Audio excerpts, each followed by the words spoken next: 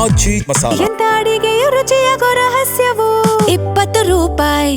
ರೇಣುಕಾಸ್ವಾಮಿಗೆ ಸಿಗರೇಟ್ನಿಂದ ಸುಟ್ಟಿದ್ದೇ ದರ್ಶನ್ ಅಂತ ಹೇಳಿ ಮಾಫಿ ಸಾಕ್ಷಿ ಪ್ರದೋಷ್ ಭಯಾನಕ ರಹಸ್ಯವನ್ನ ಬಿಚ್ಚಿಟ್ಟಿದ್ದಾರೆ. ಬೇಡ ಸರ್, ಹೊಡೆಯೋದು ಬಿಡಿ ಅಂತ ಹೇಳಿದ್ರೂ ಕೂಡ ಕೇಳಲಿಲ್ಲ, ಹೊಡೆದ್ರು. ಪವಿತ್ರ ಗೌಡ ಸೇರಿದಂತೆ ಮೂವರಿಗೆ ಆತ ಅಶ್ಲೀಲ ಮೆಸೇಜ್ ಅನ್ನ ಕಳುಹಿಸಿದ್ದ. ರೇಣುಕಾಸ್ವಾಮಿ ಅವರ ಮೊಬೈಲ್ ಅನ್ನ ಪರಿಶೀಲನೆ ಮಾಡಲಾಗತ್ತೆ. ಪರಿಶೀಲನೆ ಮಾಡಿದಂತ ಸಂದರ್ಭದಲ್ಲಿ ಅದು ನಿಜ ಅನ್ನುವಂಥ ವಿಚಾರ ಗೊತ್ತಾಗಿ ಹಲ್ಲೆಯನ್ನ ಮಾಡಿದ್ದಾರೆ.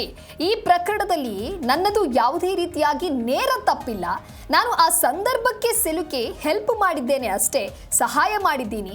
ನನಗೆ ಕ್ಷಮಾದಾನವನ್ನ ನೀಡಿ ಬಿಡುಗಡೆ ಮಾಡಿ.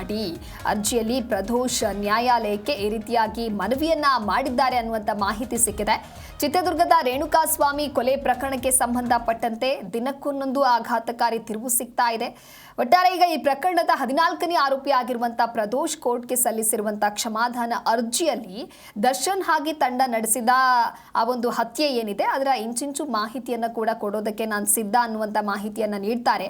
ಹಾಗಾಗಿ ಆ ಅರ್ಜಿಯಲ್ಲಿ ಪ್ರದೋಷ್ ತನ್ನದೇನು ತಪ್ಪಿಲ್ಲ, ತಾನು ತಡೆಯೋದಕ್ಕೆ ಪ್ರಯತ್ನ ಮಾಡಿದ್ರು ಕೂಡ ದರ್ಶನ್ ಆ್ಯಂಡ್ ಟೀಮ್ ಅದನ್ನು ಕೇಳಲೇ ಇಲ್ಲ ಅಂತ ಹೇಳ್ಕೊಂಡಿದ್ದಾರೆ. ಪ್ರಕರಣಕ್ಕೆ ಸಂಬಂಧಪಟ್ಟಂತೆ ಈ ರೀತಿಯಾದಂಥ ಹಲವಾರು ಸ್ಫೋಟಕ ಮಾಹಿತಿಗಳನ್ನು ಕೂಡ ತೆರೆದಿಟ್ಟಿದ್ದಾರೆ. ಹಾಗಾದರೆ ಪ್ರದೋಷ್ ಅರ್ಜಿಯಲ್ಲಿ ಏನೇನಿದೆ ಅನ್ನೋದನ್ನು ನೋಡ್ತಾ ಹೋಗೋಣ.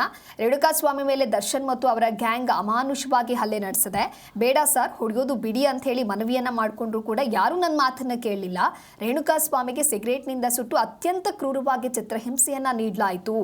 ದರ್ಶನ್ ಸ್ವತಃ ರೇಣುಕಾಸ್ವಾಮಿಯ ಮೇಲೆ ಮರಣಾಂತಿಕವಾಗಿ ಹಲ್ಲೆಯನ್ನ ನಡೆಸಿದ್ದಾರೆ. ರೇಣುಕಾಸ್ವಾಮಿ ಮೊಬೈಲ್ ಪರಿಶೀಲನೆ ಮಾಡಿದಾಗ ಆತ ಪವಿತ್ರ ಗೌಡಗೆ ಮಾತ್ರ ಅಲ್ಲದೆ ಇನ್ನೂ ಕೂಡ 3 ಮಹಿಳೆಯರಿಗೆ ಅಶ್ಲೀಲವಾಗಿ ಮೆಸೇಜ್ ಕಳುಹಿಸಿರೋದು ಕೂಡ ಬೆಳಕಿಗೆ ಬರುತ್ತೆ. ಇದನ್ನ ತಿಳಿದಂತ ದರ್ಶನ್ ಹಾಗೆ ಟೀಮ್ ಮತ್ತಷ್ಟು ಆಕ್ರೋಶಗೊಂಡು ಆತನ ಮೇಲೆ ಹಿಂಸಾಚಾರದ ಪ್ರಮಾಣವನ್ನ ಹೆಚ್ಚು ಮಾಡಿದ್ರು, ಹಲ್ಲೆಯನ್ನ ಮಾಡಿದ್ರು ಅಂತ ಹೇಳಿ ಪ್ರದೋಷ್ ಇದೀಗ ಈ ರೀತಿಯಾದಂಥ ಮಾಹಿತಿಯನ್ನ ನೀಡಿರೋದು. ದರ್ಶನ್ ಕೇಸ್ಗೆ ಈಗ ಮತ್ತಷ್ಟು ಟ್ವಿಸ್ಟ್ ಸಿಕ್ಕಿದೆ. ಈ ರೀತಿಯಾಗಿ ಅರ್ಜಿಯಲ್ಲಿ ಉಲ್ಲೇಖವನ್ನ ಮಾಡಿದ್ದಾರೆ. ಮಾಫಿ ಸಾಕ್ಷಿ ಪ್ರದೋಷ್ ಬೆಚ್ಚಿಟ್ಟಿರ್ತಕ್ಕಂತಹ ಭಯಾನಕ ಮಾಹಿತಿ ಇದು.